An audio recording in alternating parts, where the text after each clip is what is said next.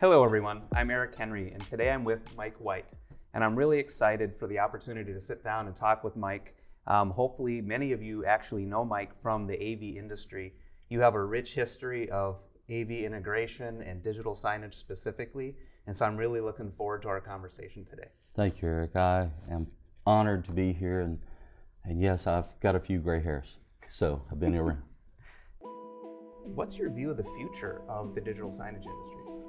Well, based on the maturity of the industry, based on where the technology has accelerated in its performance, its cost effectiveness, the digital signage industry is purged at the point of dynamic growth. In fact, Infocom just recently produced a study showing this area of technology to have the second most dynamic growth of any area of technology. In fact, it's expected to be nearly 10% of compounded growth over the next 5 years. How are you seeing deal cycles? I think back to 10 years ago in the digital signage space, we had to start with defining even what it was to customers early on in the deal cycles, and it seemed like it took years to close deals. What are you seeing in the future of signage in that regard? Eric, there's no doubt that the duration of the close or the duration of the deal has shortened dramatically. When I first started in this industry, the word digital signage didn't even appear. It was private networks or private broadcasting networks. They didn't know what to call it.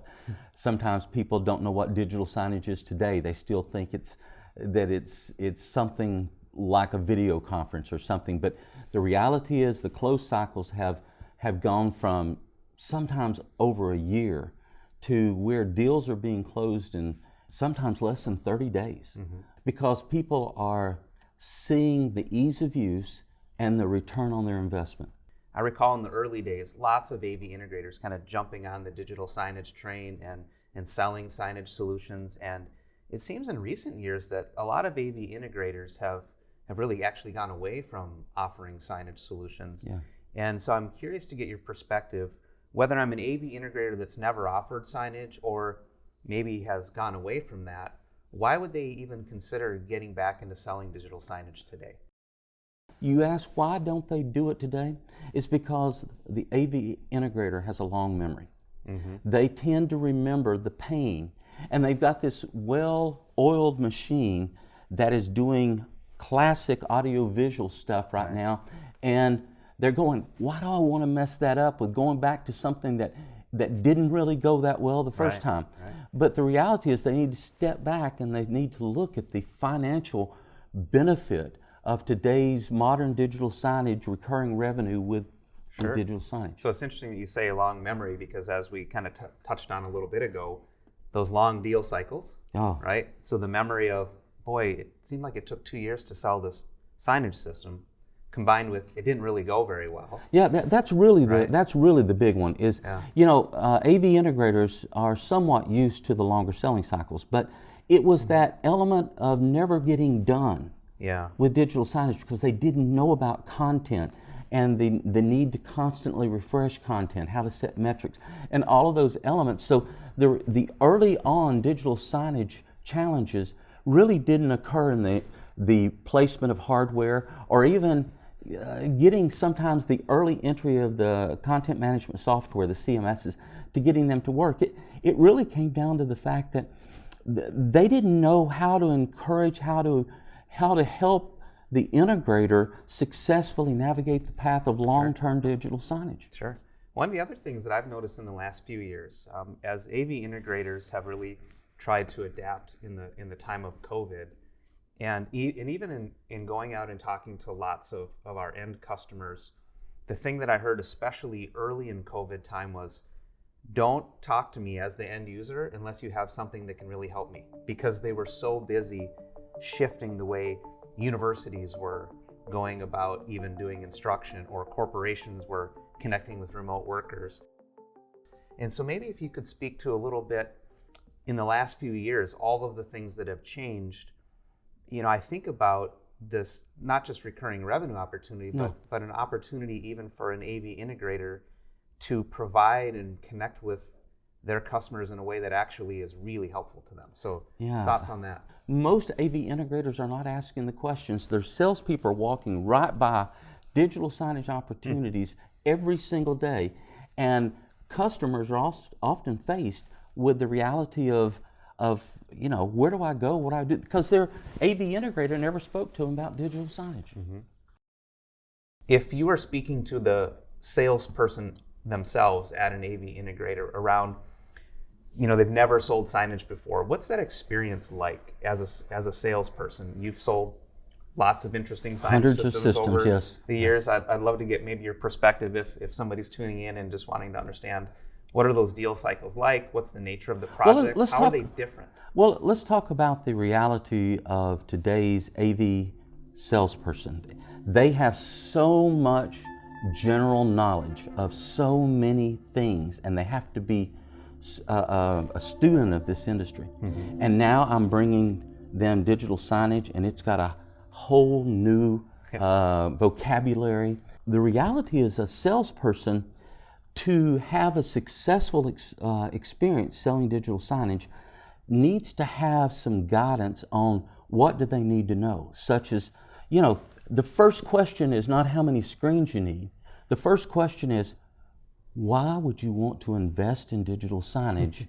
And what is your return on investment, or return on objective, or return on attention? What are those things that you're shooting for? And then how are we going to measure them? You want to separate yourself. You ask a question like that, and that end user has never had that before. Right. And when you turn around and say, and could we bring IT in here, and could we bring your chief experience officer or whatever? But the idea is that salesperson has a whole new shiny nickel to talk about if they'll simply qualify themselves, because the rest of the industry has matured to where they don't have to work.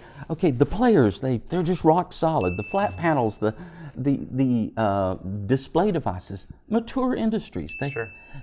But here, probably my biggest one to an AV integrator salespeople, they can make sustained income off of this selling of digital signage that doesn't occur with most of what we sell in the AV world.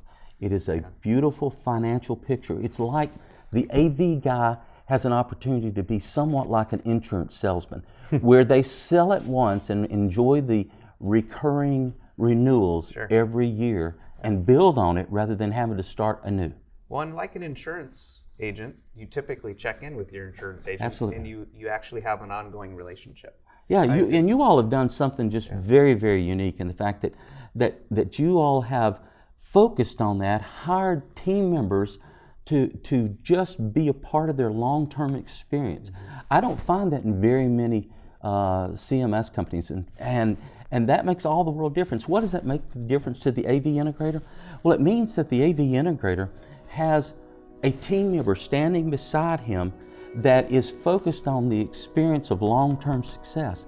So it's not like it was in the early days where none of that happened and it was a mystery and it generally failed. Sure. And I would say, I can speak from my own experience in that, a value for us as an organization, and I think it translates well to an AV integrator, is how do you maintain an ongoing relationship with your customer? And traditionally, it had always been box sales. And so you made a transaction, you sold to your customer, and then you were looking at sort of your opportunities a year or two later, and you wanted to go shake the tree, and so you went back to that customer.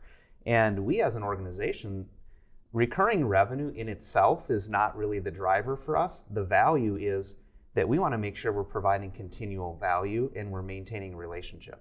And I think that translates really well to AV integration, because if my sales team is doing a good job of maintaining a relationship over time, as you mentioned, oftentimes our AV integrators would get frustrated because another AV integrator would sell the project and they'd said, well, that's our customer. Well, not anymore, right? Because they didn't have that relationship. And so I think while recurring revenue is powerful, and it is, especially if you look at it over time, I think the fact that our sales teams are in nurturing a relationship, because recurring revenue only recurs if somebody actually has a good experience with you. Yeah. And so I think it changes the dynamic of your AV integration company, because you understand, like, that's why we've invested in the retention side of our business. It's that important that every support call, gets taken care of, that their ongoing check-ins are just all part of that experience. I think it fundamentally changes actually even the culture of an AV integration firm. So